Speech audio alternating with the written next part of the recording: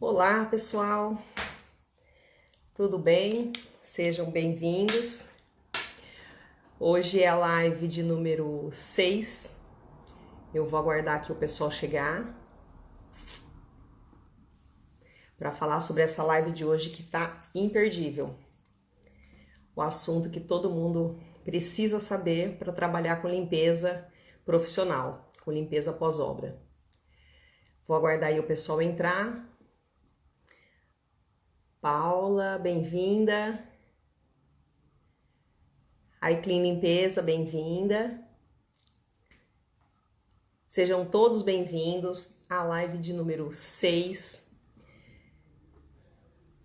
Esperar mais uns segundos aí para o pessoal entrar, para começar a falar sobre esse tema de hoje. Bom, o projeto Obra Mais Limpa é um projeto que eu desenvolvi para levar toda a minha experiência com limpeza profissional, limpeza pós-obra. E hoje, mais uma vez, eu tenho um conteúdo super importante. E eu acho que é um dos mais importantes. Ele fecha tudo para a gente poder trabalhar com isso. Raquel, seja bem-vinda. E esse conteúdo, para você dar continuidade e ter sucesso, você precisa entender desse mercado de limpeza, que é imenso, né? Que é muito grande e a tendência é crescer cada vez mais. Bom, esse tema de hoje, ele é um grande diferencial para quem quer trabalhar com a limpeza pós-obra. Jaira, seja bem-vinda. Então, é um diferencial que vai ser um diferencial na sua carreira. Então, vamos nos preparar para esse tema, que é orçamento.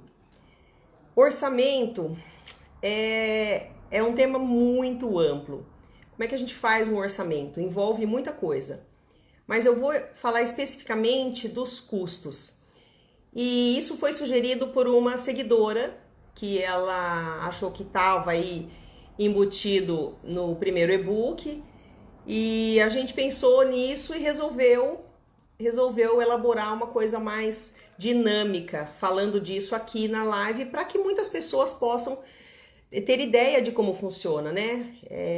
São muitas questões relacionadas aos custos. Bom, antes de iniciar oficialmente o tema, eu gostaria de pedir para você que está aí me assistindo, clica no aviãozinho e escolhe 5 pessoas. As 5 que estiverem verdinhas, clica nelas e convida elas para assistirem a live com a gente. Que talvez tenha muita empreendedora que já trabalha com isso ou que tem vontade de trabalhar com isso e não faz nem ideia de como elaborar o custo de uma obra, o custo de uma limpeza. Às vezes a pessoa fica perdida. Como é que eu elaboro isso? O que envolve o custo, né? Envolve uma coisa só mão de obra, só produto? Então, a live de hoje é voltada para todas essas dúvidas. Mas se vocês puderem, clica lá no aviãozinho, convida os amigos, convida a família e vem aqui com a gente para a gente ter essa conversa. Bom, boas-vindas a iClean, Raquel, Jaira. São 2, Raquel Zoeira. Seja bem-vinda, Paula. Citei os nomes todos. Se tiver mais alguém depois, a gente vai falando, que agora parece que eu tô enxergando um pouquinho melhor. Tô até vendo os nomes.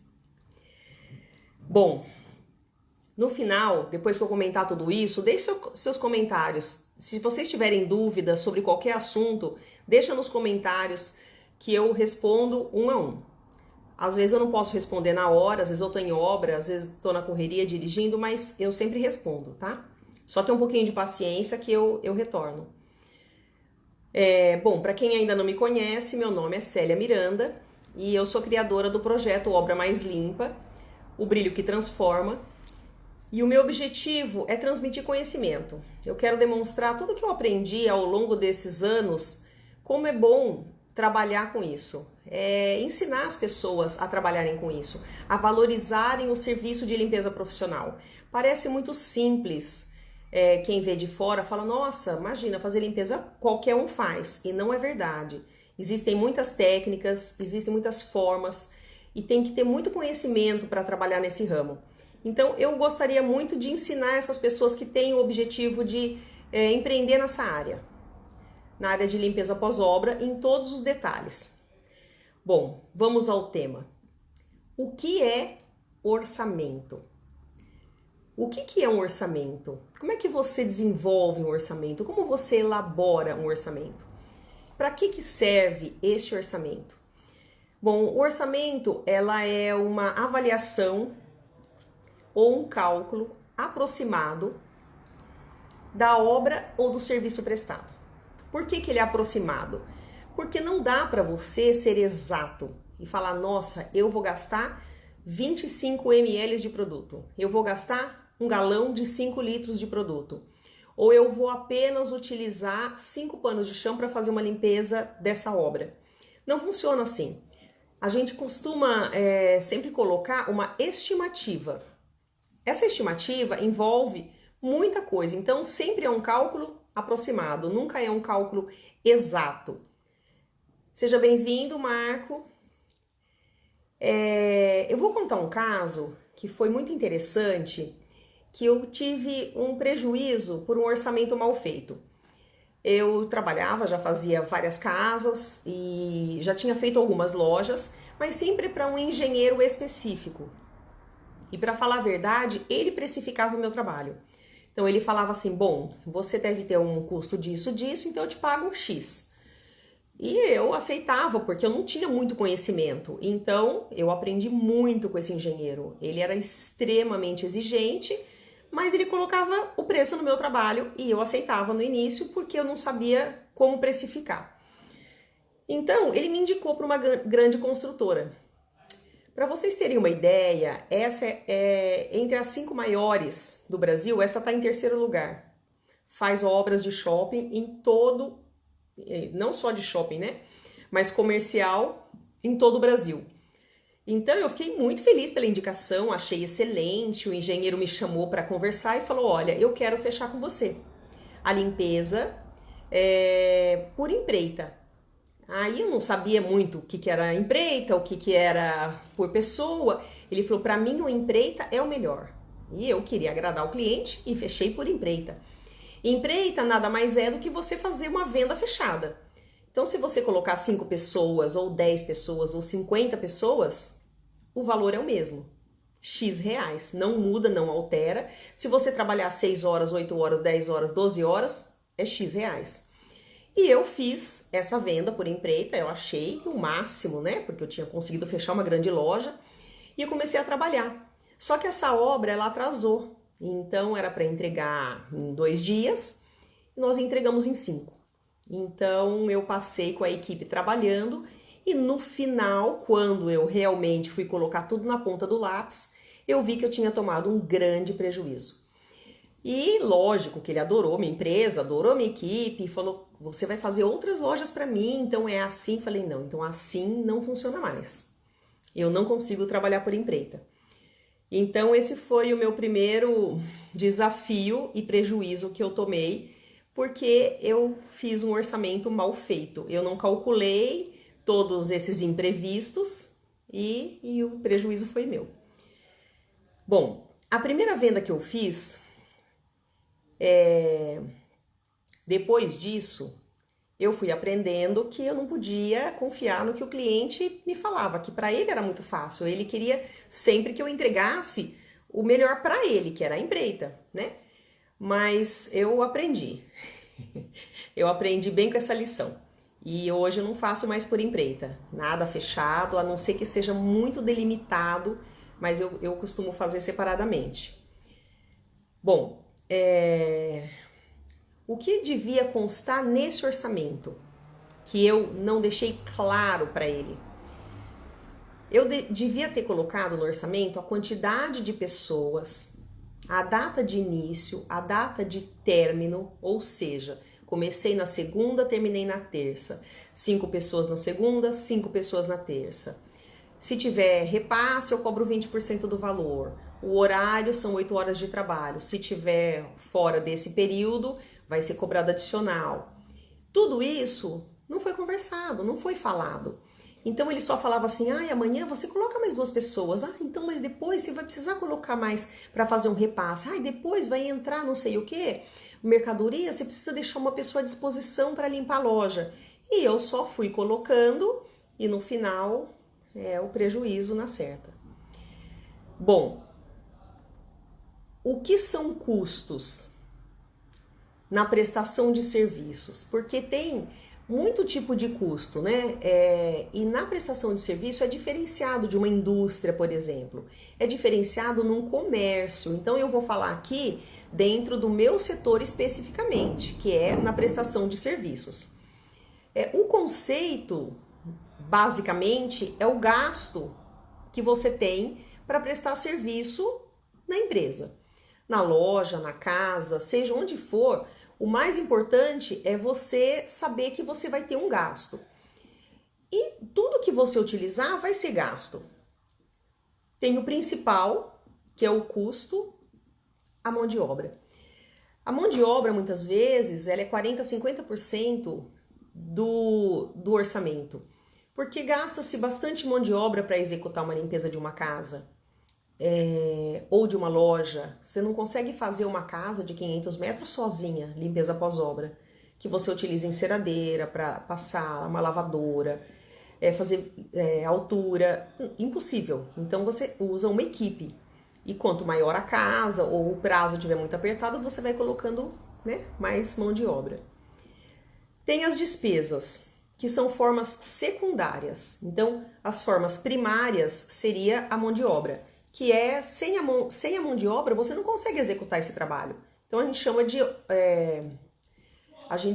obra, a gente chama de primário. Primário, mão de obra, e a secundária são produtos. São equipamentos, combustível, vale transporte, vale refeição, secundárias. Ah, uma coisa é a primária, básica, a secundária que fica em segundo plano. É importante, mas não faz tanta falta. Se você for sozinha e tiver o produto e tudo, você não consegue obter o resultado principal, que é limpar a casa. E tem o terceiro, que é o investimento. Esse investimento é o que manda ali em tudo que você vai precisar para trabalhar e para fazer essa limpeza. Então, ao longo do período, eu fui investindo. Eu tinha um lucro, eu investia numa lavadora ou numa enceradeira, extensores, extensão de todo tipo. Por quê?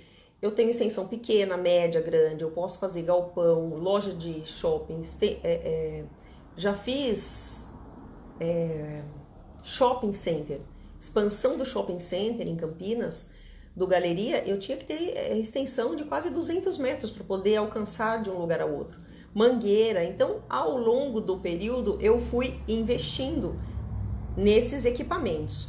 Só que eles têm também, com o tempo, a depreciação. Que uma mangueira, ela vai ressecando, ela vai furando, e aí você não tem mais o mesmo resultado que você tinha com aquela mangueira. Com o tempo, você tem que substituir. A depreciação, por exemplo, de uma lavadora. Se usar muito, ininterruptamente, chega uma hora que ela vai falhar. Seja bem-vinda, Joyce, Marcos, Cecília.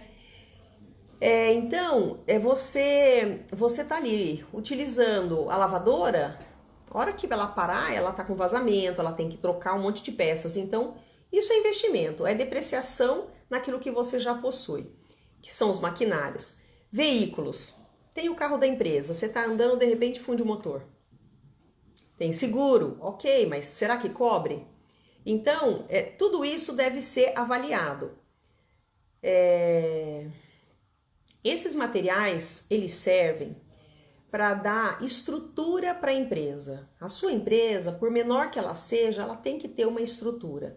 Você pode, ao longo do período, ir fazendo isso. No início eu também não tinha carro. Então, eu tinha já o meu custo, era pegar um táxi.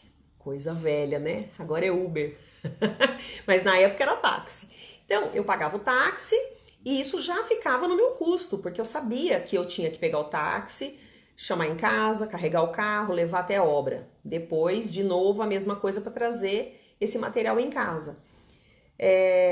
Tudo isso é um custo que você precisa colocar lá. E essa estrutura importantíssima para você dar continuidade. Bom, tem não só a depreciação, como as anormalidades que acontecem numa obra, por exemplo. Já aconteceu de um grande shopping que tem no Brasil todo, um shopping de elite, que eu não posso citar nomes aqui, mas é um grande shopping, que tem câmera de segurança, que é, assim, perfeito. Porém, nós deixamos de um dia para o outro um aspirador embaixo da escada, que a equipe ia voltar no dia seguinte. Então, o aspirador novinho, deixamos lá, tudo separado, para não ter que carregar carro à noite, voltar e tudo. No dia seguinte, nós entramos com a equipe e esse aspirador não estava. O aspirador em nenhuma das peças.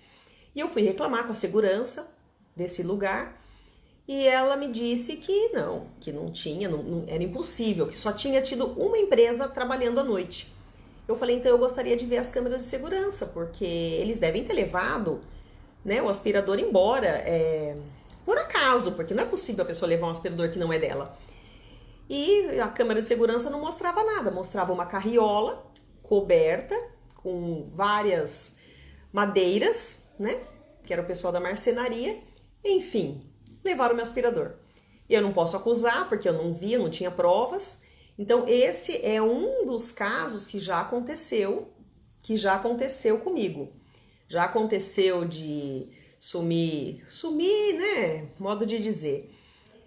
Nada desaparece por acaso. Simplesmente, extensão é algo caro. Ia estar no meio da obra, de repente, ninguém sabe, ninguém viu. Tudo isso compõe um custo que você vai ter que substituir ao longo do tempo, né? Infelizmente, essas coisas acontecem. Cecília, boa noite. Buriti, boa noite. Batistela, boa noite. Sejam bem-vindos. Bom, agora eu queria falar sobre as diferenças entre custo fixo e custo variável. Aqui é um pouco complexo, né? Até a gente se adaptar muito a esse tema, é um tema bem complexo, mas em linhas gerais, o custo fixo, ele é aquilo que você tem todo mês, independente se você fizer uma venda, 2 vendas, 10 vendas ou nenhuma venda. Então, se você paga aluguel e a empresa é na sua casa, você vai pagar o aluguel se você fizer só uma venda. Não tem como você não pagar, porque você ocupa uma parte da sua casa para fazer essa empresa. O IPTU, a mesma coisa. O salário de quem vai trabalhar com você, a mesma coisa. O seu Prolabore, que é a sua retirada mensal pelo teu trabalho. Boa noite, Suzana. Então, você precisa saber que esse é um custo fixo. Telefone, você usa para fazer o quê?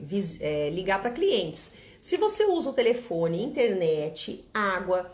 mas água? A água, se você tá na sua casa e vai utilizar todo o pano de chão que você precisa, depois limpeza de equipamento, você tem que fracionar uma parte da conta para a empresa, que isso também entra como custo. Então, água, luz, seguro do carro, prestação do carro, se você financiou esse carro por 5 anos, se ele é financiado, isso deve entrar no seu custo fixo, porque ele não vai mudar suas parcelas durante 5 anos. Passado esses 5 anos, aí não entra mais, já tem lá. Aí vai ser a depreciação, né? Entra na depreciação, que é o mecânico, troca de peças e por aí vai. Mas aquilo é custo fixo. O custo variável, ele só vai existir se você vender. Por exemplo, produto de limpeza. Não se faz hoje estoque de produto de limpeza. Então, se eu preciso de um removedor ou de um detergente, que outro tipo de produto de limpeza, removedor, imposto. Depende aí, é bem variável. Mas se eu tenho uma MEI, por exemplo, eu só vou pagar a taxinha de R$54 ou R$55 por mês. Se eu faturar até 80 mil no ano. Agora, se eu passar disso, eu vou deixar de ser MEI. E aí eu vou faturar em cima de cada nota, de acordo com o faturamento anual. Então, é só uma pincelada aqui, porque assim, são temas bem amplos para a gente ficar falando sobre isso por um bom tempo. Mas isso é uma base, né? No caso da MEI. Então, geralmente, quem é MEI, quem inicia, é MEI. E paga só esses 54. Isso aí também é fixo, porque você não vai mudar ao longo do ano, né? O seu faturamento, se ele for 81 mil anual. Quais as despesas eu devo considerar como custo? Tem gente que pensa assim, poxa vida, né? Eu saí, já aconteceu várias vezes comigo, de sair às 5 da manhã de Campinas e para São Paulo, porque é dia do rodízio. Em São Paulo tem isso, né? O rodízio, e o meu carro é placa 0, então toda sexta-feira eu só posso circular até às 7 da manhã ou depois das 10 da manhã.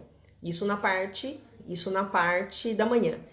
Então, eu preciso sair cedo. Então, eu pego as funcionárias e eu providencio o café da manhã. Seja bem-vinda, Marli, Suzana. Eu providencio o café da manhã. Então, isso é um custo. Eu preciso colocar isso. Então, por quê? Ai, mas é só um café da manhã. Mas e se eu for todos os dias para São Paulo? E se eu fizer essa rotina por mais tempo, além de 2, 3 dias? Já aconteceu. Eu fiz um restaurante, eu fiquei indo para São Paulo por 45 dias. 2, na verdade. Eu ia com uma equipe, a minha supervisora ia com outra, e ficávamos em São Paulo todos os dias, de segunda a segunda. Revezávamos os horários, e época de rodízio não tinha como, tinha que sair muito cedo. Então o café da manhã já era embutido aí no custo, né? Que as funcionárias saem bem cedo e tal. Então, além das despesas fixas, você vai considerar as despesas variáveis. Tudo isso vai englobar o custo na empresa. Por exemplo, além dos custos fixos que eu citei, além dos custos variáveis, você tem que colocar também os EPIs, porque você tem que ter um estoque de EPI, que é o sapato de segurança, uniforme, óculos, luva. Agora, principalmente, a máscara. Se for obra ainda em fase final, o capacete.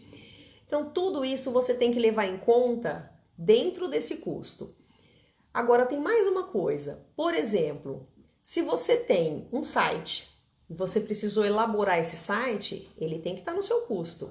Se você paga mensal ou se você paga anual, tem que ser diluído ao longo do ano. Se você faz propaganda, se você coloca um logo no seu carro, o contador ele tem que estar ali para te orientar. Mesmo sendo MEI, alguns cobram valores bem baratos, que é para te orientar, para tirar nota. Tem contador que faz outros serviços, né? Além disso. Mas por hora, são serviços simples que você tem que levar em conta que o contador vai ser o seu apoio ali. Para tudo que você precisar de tirar dúvidas, você tem que reservar também o dinheiro do contador. E tem uma coisa importante que é: será que eu preciso descrever em minúcias tudo o que eu vou cobrar e colocar isso no orçamento para o cliente? Por exemplo,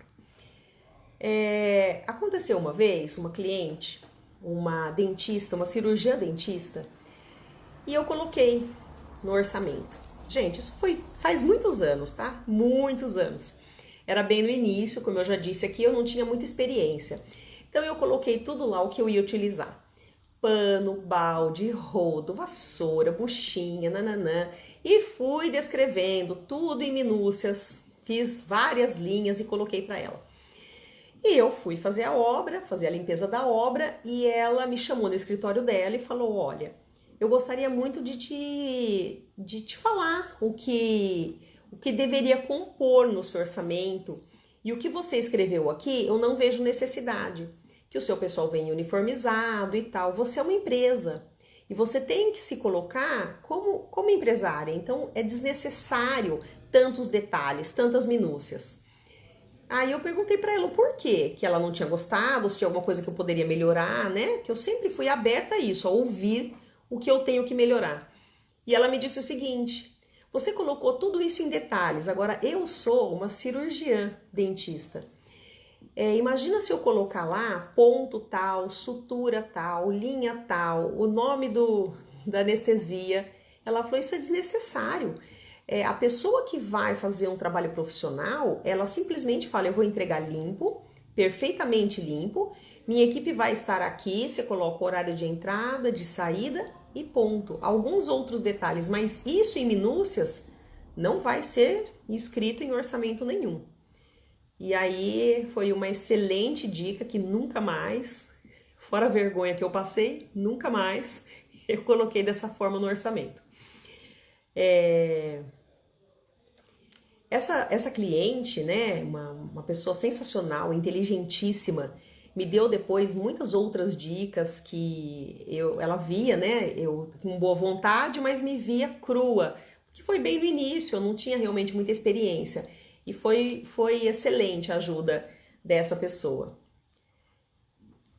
Eu gosto de fazer um checklist. Um checklist para preparar o custo do serviço. Como é que eu faço esse checklist? É uma estimativa, como eu disse. Não tem como você fazer uma planilha e colocar exatamente o que você vai gastar com isso. Não dá para você saber. Por que não dá para saber? Dentro de uma obra existem assim inúmeras variáveis. Você tem uma planilha, você coloca lá produto, detergente, removedor, de cimento, um ácido, uma buchinha. Aí tem vários tipos de buchinha, porque uma pode riscar o material, outra não, um rodinho de vidro. E você vai colocando tudo isso na sua planilha de Excel. Tudo isso tem um custo. Tem coisas que têm custo, que são reutilizáveis, e tem coisas que não. Então, como eu gasto bastante com mão de obra, isso vem em primeiro lugar. Sempre. Coloco lá X pessoas. Mas isso também se torna variável. Por quê? Às vezes eu falo assim, bom, eu vou colocar 5 pessoas para limpar essa loja. E eu coloco as 5 pessoas, o mesmo tamanho de loja, aquilo que eu já estou acostumada a fazer, e acaba que não dá certo. Por quê?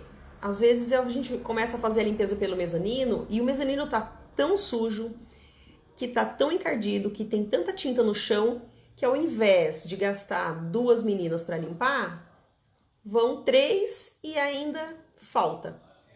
Então eu tenho que voltar no dia seguinte, eu tenho que aumentar a minha equipe, eu gasto mais com produto, mais com pano de chão, porque às vezes tudo tão imundo.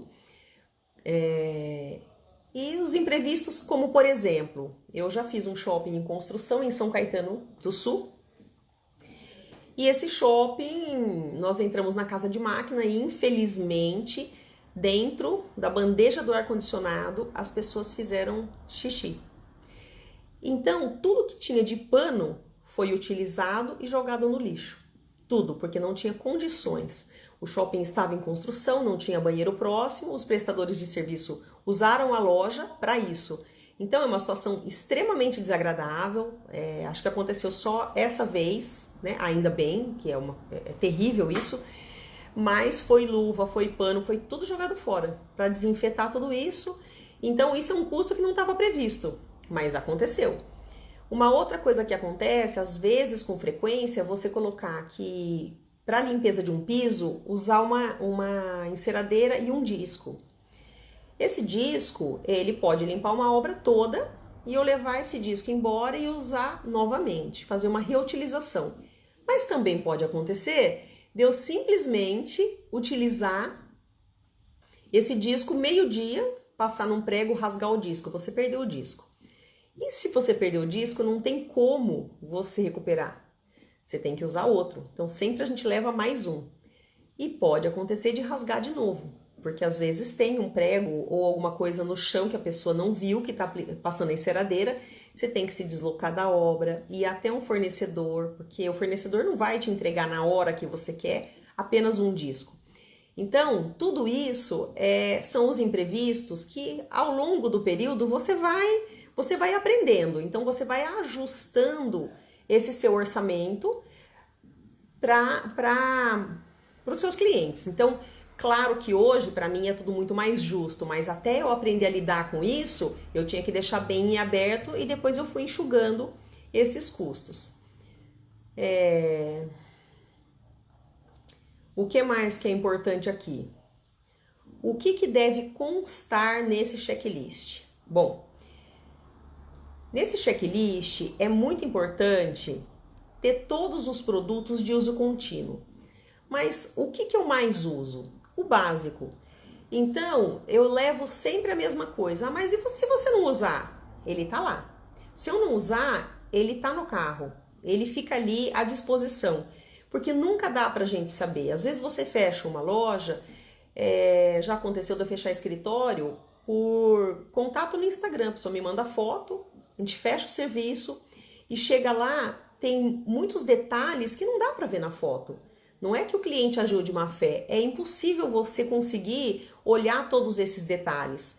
Então, a gente entra para fazer a limpeza e começa-se a via sacra. Você fala, poxa vida, eu usei esse produto, não saiu. Vamos tentar um removedor de ceras e tintas, então. Então saiu com esse produto. Foi o melhor que a gente conseguiu resultado para esse tipo de piso. É o mesmo ácido, ou alcalino, ou ácido, mas às vezes o piso reage de uma maneira melhor. Então, nós vamos para esse lado, usar esse produto que levamos. E às vezes a gente está acostumado com esse produto e ele não reage tão bem. Então, de novo, vamos repassar. Então, são produtos que eles têm que estar em toda a lista, em todo o checklist. Como baldes, vassouras, panos, flanelas, limpador de vidro. Ah, mas tem só um espelho. Leva o limpador de vidro. Nossa, mas a cliente falou que lá não tem tintinha nenhuma. Leva uma lâmina para limpar o vidro. Porque se você não usar, ela já está lá guardada, já está no carro, já está à sua disposição. Então, às vezes, já aconteceu várias coisas. Por exemplo, de esquecimento, né? Vários itens que eu acabei esquecendo de colocar na correria. Coloca na sacola, vassoura, né? E esquecemos os cabos. Como é que você limpa ou varre uma loja ou passa, tira água do piso se você não tem um cabo de rodo, por exemplo? Então você tem que se deslocar dali, ver um local mais próximo, geralmente, e buscar esse cabo, né? Ou voltar, isso é custo extra. Por isso que é muito importante esse checklist. Então nós temos uma planilhinha que nós colocamos numa prancheta impressa com tudo o que vai levar na obra. Então, quantas pessoas são, é o que a gente coloca, quantas pessoas vão trabalhar ali e sempre algo a mais. Se quebrar um cabo de rodo ou de vassoura, tem. Se tiver um óleo no chão, que é comum, ou se vai algum prestador trocar um SPK, que a gente chama de sprinkler, né? Que ele sai uma água suja ali e depois não dá para reutilizar aquele pano. Então, colocamos o pano a mais também. E tudo isso sempre algo a mais. Então, esse a mais, se não utilizar, volta, fica ali. Mas é importante que tenha esse checklist, né? Que é o checklist, principalmente quando você está fora da cidade que você atua. E hoje é muito comum, né? Quem está dentro da mesma cidade, trabalhar ali é fácil, mas se tá em Campinas e vai para São Paulo, vai para São Caetano do Sul, vai para Santo André ou Piracicaba, que é tudo região ali próxima, mas você não tá ali na sua zona de conforto próximo da empresa para voltar. E voltar requer um custo, requer gasolina, requer o seu tempo. Então não dá para você ficar rodando na cidade. Você tem que ter ali um cronograma correto, um checklist, aonde tudo esteja anotado, ticado, conferido, para ver se realmente você não deixou nada para trás. Uma das coisas que eu gosto é uma maleta. Eu gosto de levar uma maleta. Põe a maletinha ali. Então ali eu tenho um martelo, eu tenho uma chave de fenda, uma chave de boca, ferramentas, né? Espátulas, interruptores, adaptadores, aliás, adaptadores, por quê? Porque algumas tomadas, elas são de 3 pinos, algumas ainda são antigas de 2 pinos, então não encaixa a extensão. Umas são de 10 amperes, outras são de 20 amperes. Então tudo tem que ter ali nessa maleta, é uma maleta mágica que a gente consegue ali resolver muita coisa com ela, né? Então sempre essa maleta vai junto. Se precisar colocar um filtrozinho dentro da lavadora, que sempre vai um filtro bem pequenininho assim, da lavadora, às vezes ela começa a dar problema, você troca esse filtro. Tudo isso tem nessa maleta mágica, que faz parte desse checklist de trabalho que a gente vai para a obra. Que muitas vezes vai trabalhar com 220, que os equipamentos são, né, 220 volts, então você tem que buscar direto no quadro. E para que isso aconteça, tem que ter um interruptorzinho, colocar, ligar lá com a extensão para ligar no maquinário. E a gente vai se adaptando a isso, né? Porque a residência às vezes não tem.